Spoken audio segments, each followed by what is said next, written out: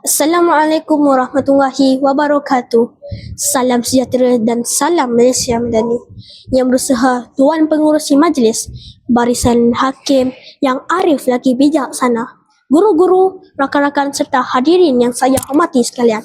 Bulat air kerana pembetul, bulat manusia kerana muafakat. Peribahasa ini mengajar kita bahawa kekuatan sesuatu bangsa lahir daripada perpaduan. Oleh itu, pada hari ini saya berdiri penuh yakin untuk menyampaikan pidato yang bertajuk Bagai Serai Kita Serumpun, Bagai Sirih Tersusun. Hadirin yang saya hormati, pernahkah kita melihat pokok serai walaupun batangnya banyak, akarnya berpaut kukuh antara satu sama lain?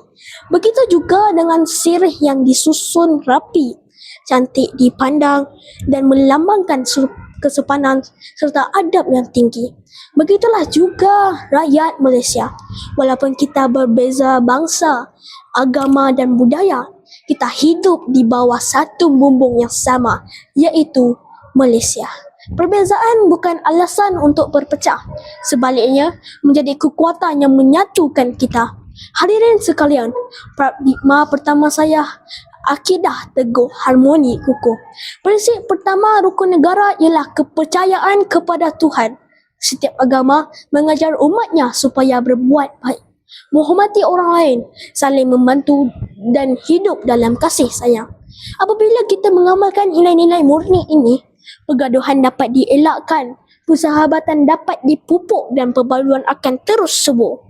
Murid yang menghormati guru, mengagahi ibu bapa dan menyayangi rakan-rakan sebenarnya sedang menghayati semangat rukun negara.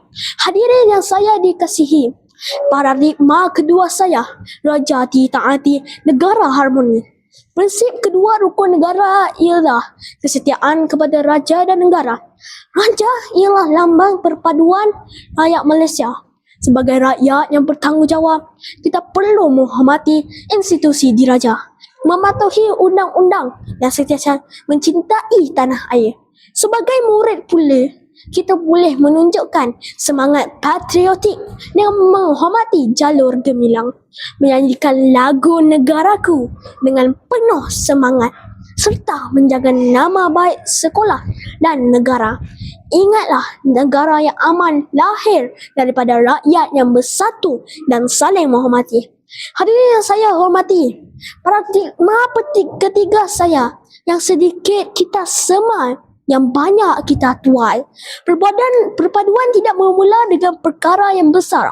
Ia bermula dengan amalan yang kecil, mengucapkan salam kepada guru, menghulurkan senyuman kepada rakan, berkongsi bekal dengan kawan berlainan kaum, bekerjasama membersihkan kelas, menghormati budaya dan kepercayaan Tuhan orang lain. Perbuatan yang kecil inilah akhirnya akan melahirkan masyarakat yang penyayang dan negara yang harmoni, seperti sirih yang tersusun indah. Begitulah juga kehidupan kita.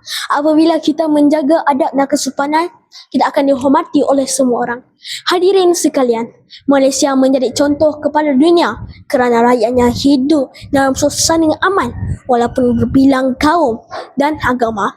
Keamanan yang kita nikmati hari ini bukan datang dengan sendiri, tetapi hasil usaha generasi terdahulu yang sentiasa mengamalkan semangat perpaduan.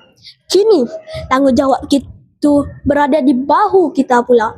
Kitalah generasi pewaris yang akan memastikan keharmonian negara terus berkekalan. Hari ini yang saya kasihi, sebagai penutup bicara, marilah kita menjadikan rukun negara bukan sekadar lafaz setiap kali perhimpunan, tetapi diamalkan dalam kehidupan seharian. Hormati guru, sayangilah rakan, kasihilah keluarga, cintailah negara. Kerana sesungguhnya bagai serai kita serumpun, bagai sirih tersusun, bersatu kita teguh, bercerai kita terbuh. Sekian, terima kasih. Wabillahi taufiq wal hidayah. Wassalamualaikum warahmatullahi wabarakatuh.